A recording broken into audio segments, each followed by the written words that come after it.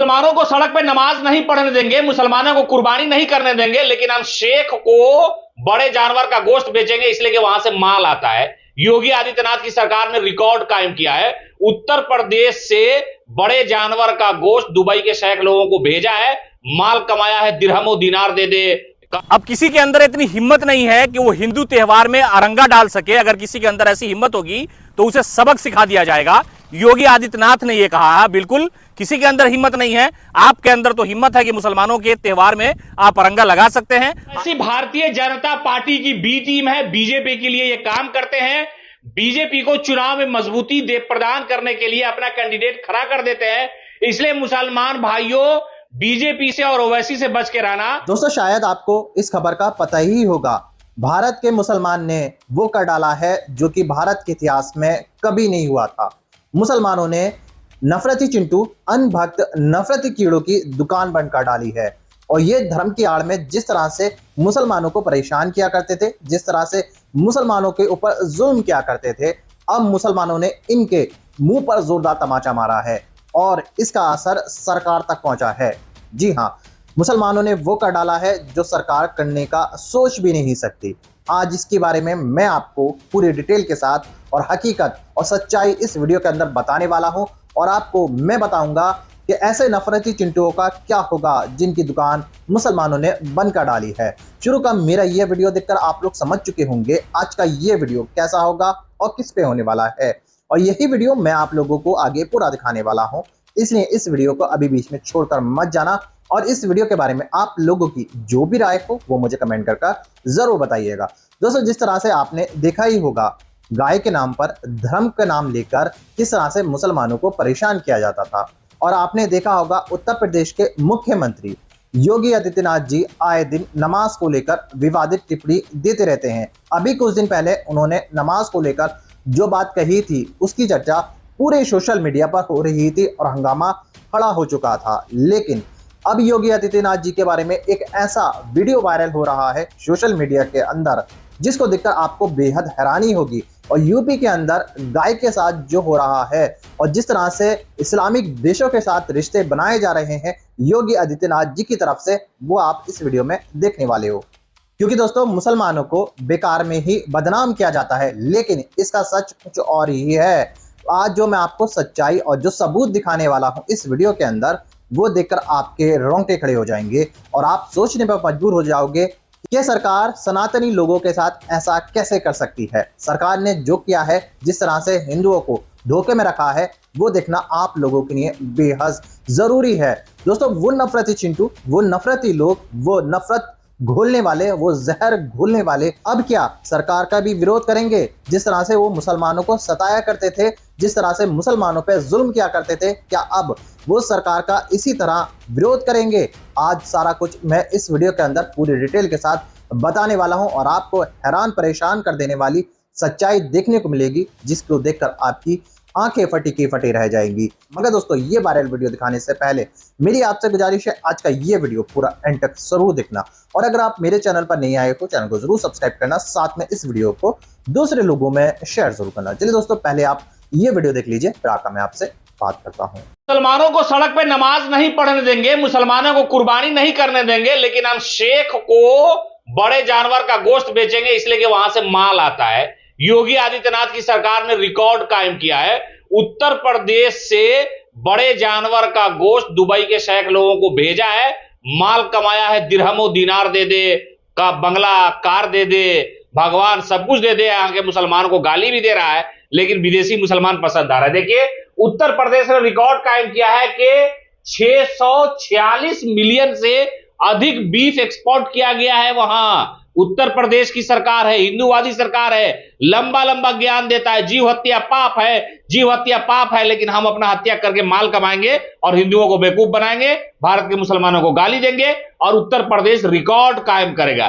गोश्त बेचने में रिकॉर्ड कायम कर रहा है और यहाँ के मुसलमानों को, गरीबों को गाली दिया जाता है गाय गोबर के नाम पर और खूब बेच बेच के शेख से माल कमाया जा रहा है। योगी आदित्यनाथ की सरकार ने नया रिकॉर्ड कायम किया है। बहुत बहुत बधाई हो गोश्त बेचने के लिए। अब किसी के अंदर इतनी हिम्मत नहीं है कि वो हिंदू त्योहार में अरंगा डाल सके। अगर किसी के अंदर ऐसी हिम्मत होगी तो उसे सबक सिखा दिया जाएगा। योगी आदित्यनाथ ने यह कहा है। बिल्कुल किसी के अंदर हिम्मत नहीं है। आपके अंदर तो हिम्मत है कि मुसलमानों के त्योहार में आप अरंगा लगा सकते हैं, आप धमका सकते हैं, आप ये कह सकते हैं कि कोई अगर सड़क पे नमाज पढ़ेगा तो उसे समझाया जाएगा, अगर वो नहीं समझेगा तो उसके समझाने का दूसरा तरीका अपनाया जाएगा। लेकिन जैसे ही बकरीद का त्योहार खत्म होने को है, फिर से हिंदुओं को बेवकूफ बनाने के लिए योगी आदित्यनाथ ने उत्तर प्रदेश के मऊ में एक बयान दिया है। दरअसल मऊ का जो इलाका है वो दिवंगत विधायक मुख्तार अंसारी का है और उनके पुत्र अब्बास अंसारी इन दिनों उस इलाके में घूम रहे हैं।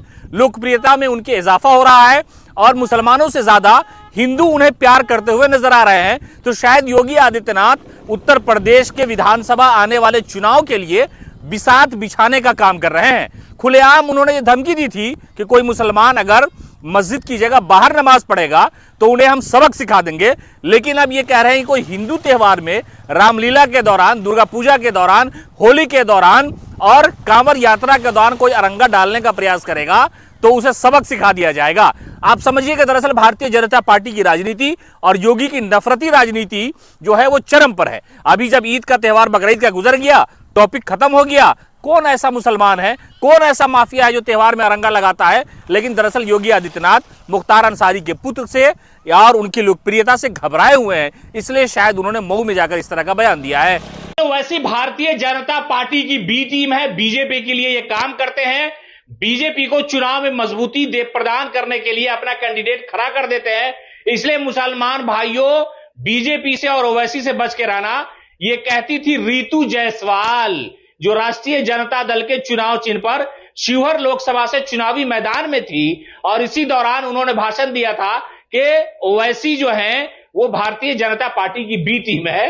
लेकिन जैसे ही रितु जायसवाल ने भाजपा का दामन थामा और कहा कि नरेंद्र मोदी यशस्वी प्रधानमंत्री देश को मजबूत करने वाले हैं, महिलाओं का सम्मान करने वाले हैं, उसके बाद इनकी जो तकरीर है, इनका जो भाषण है वो सोशल मीडिया पर वायरल होने लगा। कहा कि देखिए इन महान महिला का कि ओवैसी को भाजपा की बी टीम कहती थी और खुद भारतीय जनता पार्टी में चली गई, वॉशिंग मशीन में धुलने चली गई, यानी ओवैसी पर छीटाकशी कर रही थी, ओवैसी को बदनाम कर रही थी। और ओवैसी के जो समर्थक है वो ये कहते हैं कि हम पर जितना भी इल्जाम लगाना है लगा लीजिए, हमारा तो काम है आईना अपना चेहरा पोंछ के आइए। ओवैसी साहब मुसलमानों की आवाज बुलंद करते हैं। लेकिन रितु जायसवाल का जो वो भाषण है वो वायरल हो रहा है। कह रहा खुद ओवैसी साहब को बीजेपी की बी टीम कहती थी और अपने भाजपा में चली गई। 14 साल से ज्यादा उम्र की गाय को अब आप खा सकते हो, कुर्बानी दे सकते हो और कसाई को बेच भी सकते हो। ऐसा मैं नहीं कह रही, ऐसा पश्चिम बंगाल सरकार के नियम और बयान कह रहे हैं। अब जरा एक बात पर गौर कीजिए, अचानक मुसलमान गाय को राष्ट्रमाता घोषित करने की बातें करते हैं, लेकिन मुद्दा यह है कि हमेशा से हिंदू यही चाहते थे कि गाय को हमारी माँ के समान है, उन्हें क्यों काटा जाता है। और जब मुसलमान गाय को खाने वाले खुद ये बोल रहे हैं तो ये ऐलान कर दिया जाता है कि नहीं, आप गाय खा सकते हो, लेकिन अगर गाय 14 साल से ज्यादा की हो गई हो तो उसे काटा भी जा सकता है, बेचा भी जा सकता है। मतलब जब तक गाय दूध दे रही है, काम आ रही है, तब तक माता, और जैसे ही बूढ़ी हो गई, बेकार लगने लगी तो उसे कसाई के हवाले कर दो। देखिए, इन सब से तो यही मालूम पड़ता है कि गाय इनके लिए सिर्फ एक राजनीतिक मुद्दा बन चुकी है। चुनाव आते हैं तो गाय याद आ जाती है। आपको क्या लगता है कि 14 साल से बड़ी गाय को मारकर खाना पाप नहीं है? क्या ये सही है? कमेंट करके जरूर बताएं।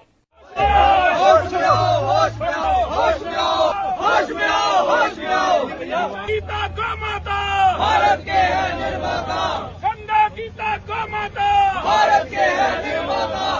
बंगाल सरकार, बंगाल सरकार, बंगाल सरकार, बंगाल सरकार। मुख्यमंत्री ने ऐलान किया है कि 14 साल के बाद गाय नहीं काटी जाएगी, उसमें क्या कहना है? 14 वर्ष की गाय को लेकर। हाँ, मतलब वही हो गया ना कि 14 वर्ष तक वो माँ रहेगी, उसके बाद सब्जी भाजी हो जाएगी।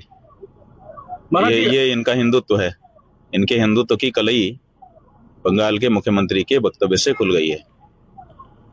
असम के मुख्यमंत्री ने भी ऐसा ही कहा था। जब उससे आप पत्रकारों ने पूछा कि गाय के मांस खाने वालों का वोट आपको चाहिए, तो बोला क्यों नहीं चाहिए, हम थोड़े मना करता हूँ। तो इनकी कलई खुल रही है परत दर परत। दोस्तों रुकिए, अभी जाइएगा नहीं, इसी वीडियो का एक और पार्ट है, वो आकर मैं आपको दूसरे पार्ट में दिखाने वाला हूं, जिसको देखकर आपको पूरी डिटेल के साथ जानकारी मिलने वाली है। दोस्तों, मुसलमानों की नमाज को लेकर यह मुसलमानों को बहुत आसानी से टारगेट कर लिया जाता है, ताकि इस वजह से जो हिंदू हैं जो सनातनी भाई हैं, जो इस भ्रम में रह रहे हैं कि जो सरकार है, बीजेपी सरकार है, वो उनका साथ दे रही है और उनके फायदे के लिए है। और वो ये हर वक्त सोचते हैं अगर अब्दुल की चूड़ी टाइट रहेगी तो उनको खुशी मिलती रहेगी। ये उनकी सबसे बड़ी गलती है, क्योंकि दोस्तों कंट्रोल मुसलमानों को नहीं किया जा रहा है, कंट्रोल सरकार की तरफ से हिंदुओं को किया जा रहा है, ताकि सरकार को हिंदुओं का वोट मिलता रहे और ये वोट बैंक उनके साथ रहे। इस तरह की बातें इस वीडियो के अंदर आपको सारा सच्चाई पूरी डिटेल के साथ देखने को मिलेगी और आपको सरकार किस तरह से हिंदुओं के साथ है वो सारा कुछ आप इस दूसरे पार्ट में देखने वाले हो। चलिए दोस्तों, पहले आप इस वीडियो का दूसरा पार्ट देख लीजिए, फिर आकर मैं आपसे बात करता हूँ। जब मोदी जी की सरकार बनी थी 2014 में, तो मोदी जी ने क्या बोला था? बोला था कि अच्छे दिन आएंगे, अच्छे दिन आएंगे, बोला था उन्होंने। और अब 2026 में क्या बोल रहे हैं? लवणे न भोजन। देश संकट में है, अभी देश संकट में जाने वाला है, तो सोना वोना मत खरीदो, फैन वैन डीजल पेट्रोल बचाओ, विदेश मत घूमो, ये मत करो वो मत करो। देश संकट में जाने वाला है, थोड़े गरीब हो रहे हैं हम, रुपया गिरते जा रहा है। तो अच्छे दिन कहाँ आए थे? अरे बोलना कुछ तो बोल। अच्छे दिन तो आए नहीं ना। मोदी जी कह रहे हैं बुरे दिन आ गए हैं, देश संकट में आ गया है। खत्म हो गया क्या लाइफ हमारी? अभी लाइफ टाइम हो गया खत्म, अच्छे दिन आएंगे भाई, अभी थोड़ा बुरा समय चल रहा है। मोदी जी कह रहे हैं एसी मत चलाओ, मोदी जी कह रहे हैं फैन मत चलाओ, मोदी जी कह रहे हैं सोना मत खरीदो, तो फैन हमारा मोदी जी कह रहे हैं कि विदेश मत जाओ घूमने, एसी भी बंद है हमारा, और खुद 100 गाड़ियों का काफिला निकालते हैं, खुद विदेश घूमते हैं। हाँ तो उससे देश खतरे में नहीं जाएगा क्या? तो वो नेता है ना, अब अकेला एक आदमी तो कहीं भी जा सकता है, पूरे 150 करोड़ की आबादी है, एक आदमी अगर विदेश चला जाता है तो उससे हमारा कितना ही नुकसान हो जाएगा। मोदी जी जब विदेश सुनो पहले बात, और 150 करोड़ लोग आदमी जाएगा अगर बाहर घूमने तो कितना का नुकसान होगा? 150 करोड़ गुना ज्यादा। एक आदमी तो जा ही सकता है जब विदेश में। मोदी जी जाते हैं तो कितना खर्चा होता है? ये फंस गया सीएम। मोदी जाते हैं तो हो जाता है, मतलब 10-12 करोड़ 15 करोड़ हो जाता है।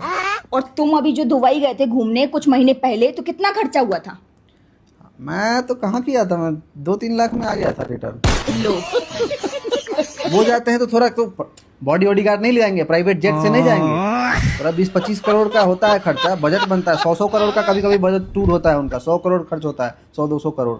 तो मतलब मोदी जी ने कहा था अच्छे दिन आएंगे तो अच्छे दिन नहीं आए, और मोदी जी कह रहे हैं 2026 में बुरे दिन आने वाले हैं, देश खतरे में है, ये मत करो वो मत करो। तो बताओ हम लोग सांस लेना बंद कर दें? बताओ क्या चाहते हो? अच्छे दिन तो देखे नहीं हमने, अब बुरे दिन देखने पड़ रहे हैं, सांस लेने भी के लिए भी परमिशन लेनी पड़ेगी क्या? आएंगे अच्छे दिन, बोला उन्होंने 2047 तक इंतजार करो, शायद 2047 तक विश्व गुरु बन जाएगा तब अच्छे दिन आ जाएंगे। मोदी जी रहेंगे? 2047 तक बोला है, वो रहेंगे। मोदी जी रहेंगे? बीजेपी तो रहेगा ना।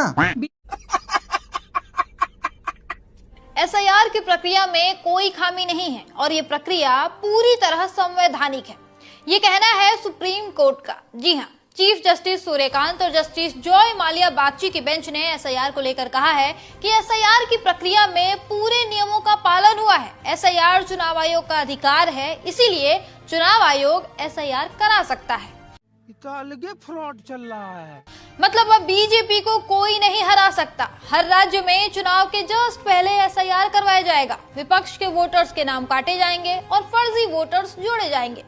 देखते ही देखते ज्ञानेश कुमार और बीजेपी की दोस्ती रंग लाएगी, हर राज्य में बीजेपी का राज होगा। नीट का पेपर लीक हुआ पहले, अब सुनने में आ रहा है एसएससी का पेपर भी लीक हो गया, और एसएससी का पेपर तो बोलते हैं दिन दिहाड़े लीक हुआ है। और हम लोगों की गलती इसमें पता क्या है, हम लोग उन लोगों से ये उम्मीद कर रहे हैं कि कोई एक्शन लेंगे, कुछ बोलेंगे, जिनको पढ़ाई का मतलब ही नहीं पता है। ठीक है, इनको मिनिस्टर बनने से पहले कोई कॉम्पिटिटिव एग्जाम देना पड़ा होता ना, तब इन्हें पता होता है कि कॉम्पिटिटिव एग्जाम की तैयारी करना, ठीक है, उस पर अपना टाइम इन्वेस्ट करना, मेहनत करना और एग्जाम देना कितना बड़ा स्ट्रेस होता है।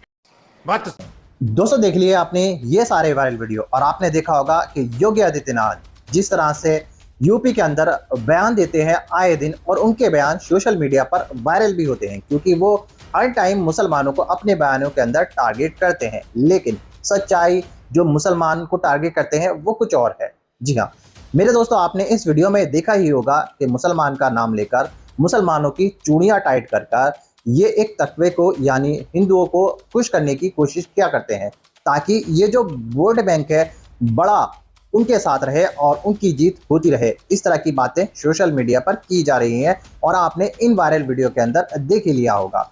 इसी वजह से उत्तर प्रदेश के मुख्यमंत्री योगी आदित्यनाथ जी आए दिन मुसलमानों की नमाज को लेकर, मस्जिदों को लेकर और ऐसे कुछ बयान देते रहते हैं जिनकी चर्चा सोशल मीडिया पर चारों तरफ की जाती है।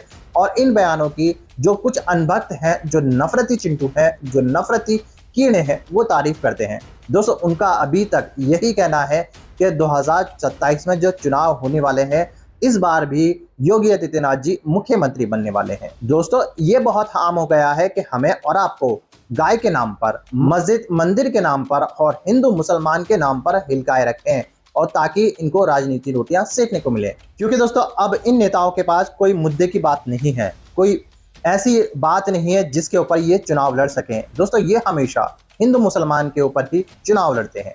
जब भी किसी स्टेट के अंदर चुनाव आता है, वहां हिंदू मुसलमान होने लगता है। अभी जिस तरह से धीरे धीरे ये चुनाव 2027 का यूपी के अंदर आने वाला है, उसकी नींव रख दी गई है और धीरे धीरे कर हिंदू मुसलमान किया जा रहा है और हिंदुओं को भड़काया जा रहा है। दोस्तों, इसी वजह से जैसे कि आपने देखा ही होगा, ईद पर इतनी फोर्स लगा दी गई थी नमाज पढ़ने को लेकर, और किस तरह से मुसलमानों को टाइट किया जा रहा था, किस तरह से मुसलमानों को नमाज को पढ़ने को लेकर परेशान किया जा रहा था। कई जगह पर आपने देखा ही होगा। वो इसलिए ताकि जो हिंदू भाई हैं, जो सनातनी भाई हैं, वो ये समझे कि मुसलमानों पर बहुत ज़्यादा जुल्म किया जा रहा है और उनको टाइट किया जा रहा है, और एक तत्वे को जो अनभक्त हैं, जो नफरत का साथ देते हैं, वो इस तरह की बातों को पसंद करते हैं, वो खुश रहें और इस पर वो अपनी राजनीति रोटियां सेकते रहें। दोस्तों, आप लोगों की क्या राय है इस वीडियो के बारे में? जिस तरह से योगी आदित्यनाथ जी के बारे में बताया है और उत्तर प्रदेश में जो हो रहा है उसके बारे में जो बताया है, उसके बारे में आप लोगों की क्या राय है, वो आप मुझे कमेंट करके जरूर बताइएगा। दोस्तों, आज की वीडियो में बस इतना ही। मैं फिर मिलूंगा ऐसी ही दूसरी वीडियो के साथ। तब तक के लिए सलाम, नमस्ते, जय हिंद।